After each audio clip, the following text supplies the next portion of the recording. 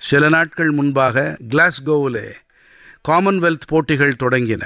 நாட்டு மக்கள் அனைவரும் பாரத நாட்டின் அணிக்காக தொடர்ந்து நல்வாழ்த்துக்களை தெரிவித்த வண்ணம் இருக்கின்றார்கள். அனைத்து விளையாட்டு வீரர்களும் தடகள வீரர்களும் மிகச்சிறப்பாக செயல்பட வேண்டும், மக்களின் இதயங்களை கொள்ளை கொள்ள வேண்டும் என்பதே அவர்களுடைய ஆசையாக இருக்கிறது. நண்பர்களே, நமது இளைஞர்கள் அண்மை நாட்களில் விளையாட்டுகளில் பல அருமையான சாதனைகளை புரிந்திருக்கிறார்கள். PV சிந்து ஜப்பான் ஓபன் பூப்பந்தாட்ட போட்டியில் வெற்றி பெற்ற முதல் பாரத நாட்டு பெண்ணாக ஆகியிருக்கிறார். அவரது இந்த சாதனையானது ஒட்டுமொத்த தேசத்திற்கும் பெருமை சேர்த்திருக்கிறது.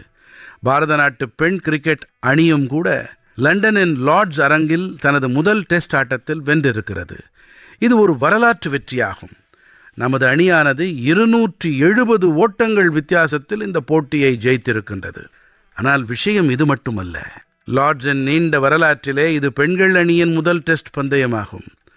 1983ஆம் ஆண்டிலே இதே மைதானத்தில் பாரதம் தனது முதல் கிரிக்கெட் உலக கோப்பையை வென்றது. இப்போது நமது பெண் சக்தி இங்கே தேசத்திற்கு பெருமை சேர்த்திருக்கிறது.